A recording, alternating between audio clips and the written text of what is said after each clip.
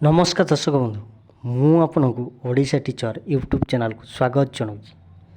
चलतु डिस्कसन करवा 2024 मसीह होगा OTET CTET OSSTET JT second phase SST जिते भी आपंकर टीचिंग रिलेटेड एग्जाम रही तो तार सिलेबस रही चाइल्ड डेवलपमेंट पेडागोजी एसेसमेंट इवालुएसन ये सब जिनस आम गोटे जाना मेजरमेंट तो कौन जानिबा ना एसेसमेंट जानिबा मेजरमेंट जानिबा इवालुएसन जानिबा।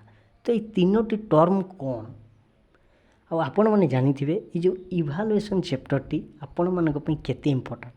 तो ओटीईटी दिंतु बा जहाँ भी आप टीचिंग रिलेटेड एग्जाम दिंतु आपंकर 5 ରୁ 7ଟି क्वेश्चन पड़ी था 5टा ରୁ 7ଟି क्वेश्चन आपंकर पड़ी था।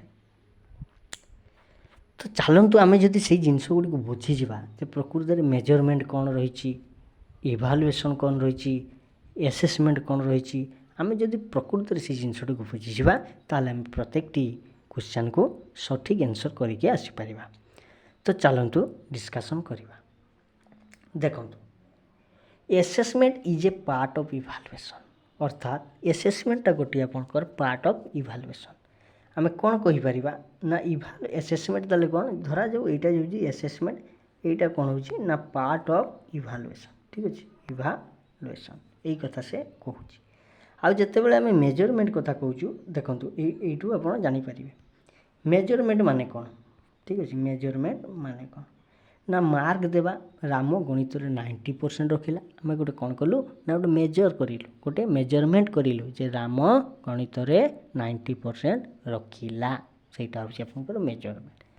आम जो साधारण भाव में देखा जा ना जदि यहीटा आपंकर कौन हुए प्रथम मेजरमेंट हुए तार पूरा हल्टी कौन हो आपंकर एसेसमेंट हो। ठीक अच्छे तापर कौन हो ना इवालुएसन।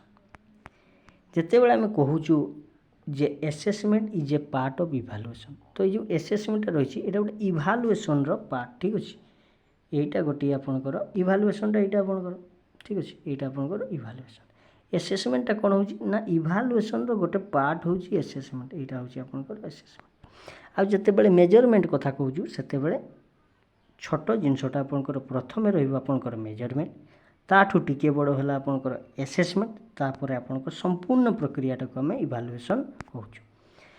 मेजरमेंट एसेसमेंट सहित रिलेसन अच्छी एसेसमेंट इवालुएसन सहित संपर्क रही समस्त सहित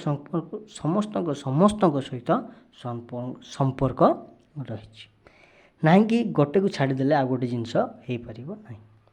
तो मेजरमेंट सहित एसेसमेंट संपर्क रही एसेसमेंट सहित इवालुएसन संपर्क रही। तो सब गुड़ा आपणकर गोटे गोटे कौन ना गोटे गोटे सूचक देखु। तापर आम देखा एसेसमेंट कौन आउ इवालुएसन कौन ना एसेसमेंट कौन ना एसेसमेंट हूँ आपंकर जिते बड़े आम कौन दौचु ना गोटे धरा जाओ गोटे क्लास सरीगला आपंकर सरीगला आम कौन करुचु ना आम कौन करुचु ना इवालुएसन बा एसेसमेंट करुचु। एसेसमेंट कौन होता है ना गोटे फीडबैक दो क्लास टी सरला पिलाटी केते कौन रखिला कौथिरे कम रखिला बा कौथिरे कौन कले सी आग को भल करि तो से आम कौन दौचु ना फीडबैक दौचु। तापर हूँ आपंकर डायग्नोस्टिक इन नेचर धरा जाऊ पिलाटी पढ़ी पारुनी ताको आम कौन कहूँ ना पढ़ाऊँ धरा जाऊ सी पढ़ी पारुची ताको आम कौन करूँ एनरिचमेंट प्रोग्राम दौचु। तापर रही है आपंकर प्रोसेस। तो एसेसमेंट आपन कौन ना एसेसमेंट आपंकर गोटे प्रोसेस से गोटे प्रोसेस बा जोटा आपंकर सीसीई कथा कहूँ। तो सीसीई रो फुल फॉर्म कौन आपण मैंने कमेंट माध्यम सुनिश्चित जनइबे। तो यही आपंकर एसेसमेंट आउ इवालुएसन कथा जिते आम कहूँ इवालुएसनटा आपंकर एंड टर्म। ठीक अच्छे एंड टर्म दैट मीन्स जदि आम कहवाई जा कौन ना धरा जाऊ आपंकर कौन हो ना सामासिक बा वार्षिक परीक्षा धरा जाऊ आपंकर हो तापर कौन हो एग्जाम सरला आम इवालुएसन करूँ से आपंकर पास फेल रही। तो सहीटा हूँ कौन आपंकर एंड टर्म एग्जाम गोटे वर्षर पाठ सरला जो एग्जाम टी हो धरा जाऊ जड़े 6 क्लास पढ़ुँ तार वार्षिक परीक्षा सरला तापर सी 7 को गला। तो ये वार्षिक परीक्षाटा ताले कौन होगा ना गोटे एंड टर्म एग्जाम। तो सहीटा हूँ आपंकर इवालुएसन भितर ଯାଉଛି ଯେ ଏଣ୍ଡ ଟର୍ମଟା।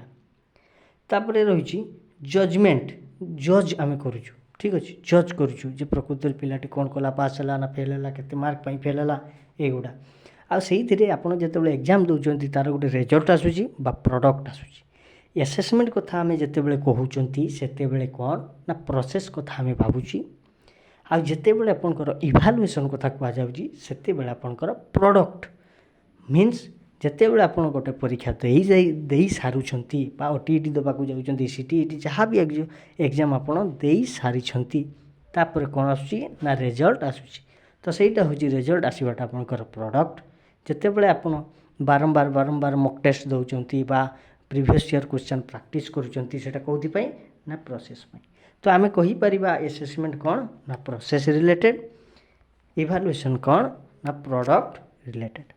ତ ବନ୍ଧୁଗଣ ଏଇ ଥିଲା ଆପଣମାନଙ୍କ ପାଇଁ ଗୋଟେ ଛୋଟ ଭିଡ଼ିଓରେ ବହୁତ ଇମ୍ପୋର୍ଟାଣ୍ଟ ଥିଓରି।